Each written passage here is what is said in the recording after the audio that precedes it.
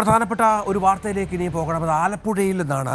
ആലപ്പുഴയിൽ കക്കൂസ് മാലിന്യം കലർന്ന കൃത്രിമ വെള്ളച്ചാട്ടത്തിൽ കുളിച്ച ശേഷം ഗുരുതര ആരോഗ്യ പ്രശ്നമുണ്ടായതായി 6 വയസ്സുകാരുടെ രക്ഷിതാക്കൾ.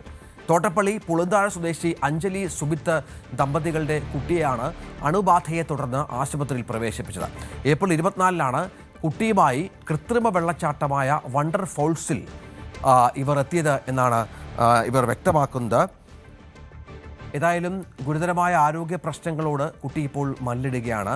കുട്ടിക്കുള്ള ചികിത്സയടക്കം തുടരുന്നു എന്നാണ് നമുക്ക് മനസ്സിലാക്കുന്നത്. ശരണ്യ സ്നേഹജൻ വിവരങ്ങളുമായി ചേരും. ശരണ്യ, എന്താണ് സംഭവിച്ചത്? ഈ കുട്ടി ഇപ്പോൾ അനുഭവിക്കുന്ന ആരോഗ്യ പ്രശ്നങ്ങൾ എന്തൊക്കെയാണ്?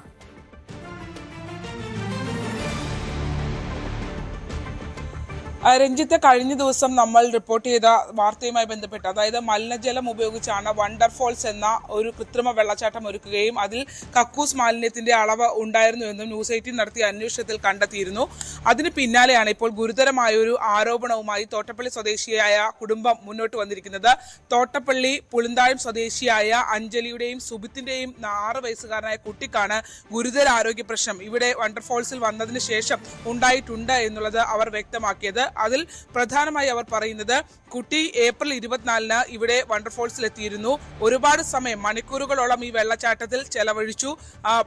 പലപ്പോഴും ശരീരത്തിനകത്തേക്ക്, അതായത് വായിലൂടെയും മൂക്കിലൂടെയും വെള്ളം കയറുന്ന രീതിയിലായിരുന്നു കുട്ടി ആ സമയം ഇവിടെ ചെലവഴിച്ചിരുന്നത് എന്നുള്ളതാണ് അവർ വ്യക്തമാക്കിയത്. പിന്നീട് മെയ് 11 കൂടി കടുത്ത ഛർദിയും പനിയും അതോടൊപ്പം തന്നെ ശരീരത്തിന്റെ സന്തുലിതാവസ്ഥ നഷ്ടപ്പെടുന്ന ഒരവസ്ഥയും കുട്ടിക്ക് ഉണ്ടായി. ആശുപത്രിയിൽ പ്രവേശിപ്പിച്ചെങ്കിലും എന്താണ് എന്ന് കണ്ടെത്താൻ കഴിയാത്ത അവസ്ഥയായിരുന്നു.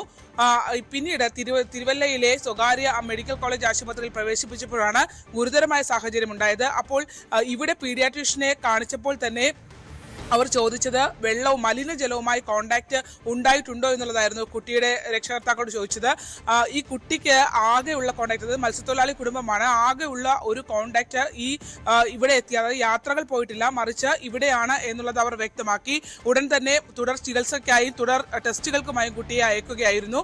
അങ്ങനെ തിരുവല്ലയിലെ സ്വകാര്യ ആശുപത്രിയിൽ പ്രവേശിപ്പിച്ച ഘട്ടത്തിലാണ് കുട്ടിക്ക് തലച്ചോറിലേക്കുള്ള ഞരമ്പിൽ അണുബാധ കണ്ടെത്തിയത്. തലച്ചോറിന്റെ സെർബലത്തിൽ അണുബാധ ഉണ്ടാകുന്ന രീതിയിൽ ഉള്ള ഇൻഫെക്ഷൻ കുട്ടിക്ക് ബാധിച്ചു എന്നുള്ളത്, അത് വാട്ടർ കോണ്ടാക്ടിന്റെ ഭാഗമായാണ് ഉണ്ടായിട്ടുള്ളത് എന്നുള്ളതുമാണ് കണ്ടെത്തിയത്.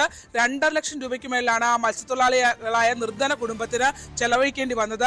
ഈ സംഭവവുമായി ബന്ധപ്പെട്ട് നിരവധി ആരോഗ്യ പ്രശ്നങ്ങൾ പലയിടങ്ങളിൽ നിന്നായി നമ്മളുടെ വാർത്തയ്ക്ക് ശേഷം റിപ്പോർട്ട് ചെയ്യപ്പെടുന്നുണ്ട്. അവിടെ വന്നെത്തിയ ആളുകൾക്ക് ഇത്തരത്തിൽ ഗുരുതരമായ ആരോഗ്യ പ്രശ്നങ്ങൾ ഉണ്ടായിട്ടുണ്ട് എന്നുള്ളത്. പക്ഷേ ഈ വിഷയങ്ങളൊക്കെ ചൂണ്ടിക്കാട്ടുമ്പോഴും യാതൊരുവിധ നടപടിയും ആരോഗ്യ വകുപ്പിന്റെയോ മറ്റ് പോർട്ടോ അല്ലെങ്കിൽ മുനിസിപ്പാലിറ്റിയോ അടക്കമുള്ള സംവിധാനങ്ങൾ ഇതിനായി ഇടപെടുന്നില്ല എന്നുള്ളതാണ്. ആരോഗ്യ വകുപ്പ് പോലും ഇതിനകത്തൊരു അന്വേഷണം നടത്താനായി തയ്യാറായില്ല. ആ മലിനജലം നിരവധി ആളുകൾ എത്തുന്ന ബീച്ചിൽ കോളിഫോം ബാക്ടീരിയയുടെ അളവ് 10 ml 100-ന് മേളിൽ, അതായത് 100 ml 1000-ന് മേലുള്ള ആ വെള്ളം അതുപോലെ തന്നെ പൊട്ടിച്ച് നിലത്തേക്ക് അണുനശീകരണം നടത്തണമെന്ന് നിർദ്ദേശമുണ്ടായിട്ടും നിലത്തേക്ക് ഒഴിക്കുന്ന ഒരു സാഹചര്യമായിരുന്നു ഉണ്ടായത്.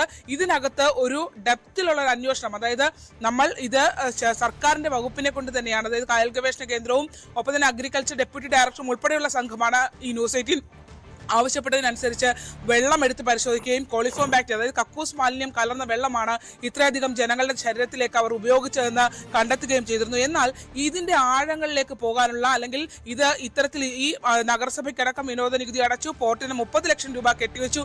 അങ്ങനെയാണ് ഈ ഒരു കാർണിവലിന്, അതും CRZ-ന്റെ എല്ലാ ലംഘനങ്ങളും നടത്തിക്കൊണ്ടാണ് ഇത്തരത്തിൽ ഒരു കാർണിവൽ ആലപ്പുഴയിൽ സംഘടിപ്പിക്കപ്പെട്ടത്.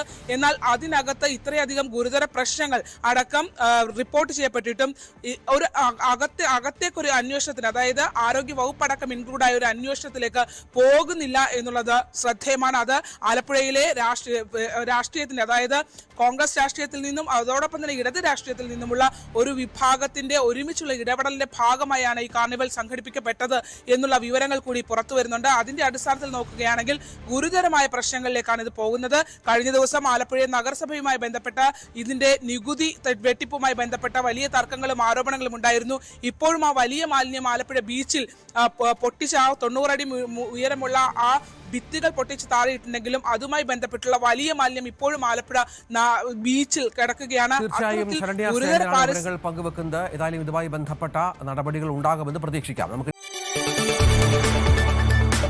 കൂടുതൽ വാർത്തകൾക്ക് news 18 Keralam YouTube channel subscribe ചെയ്യുക.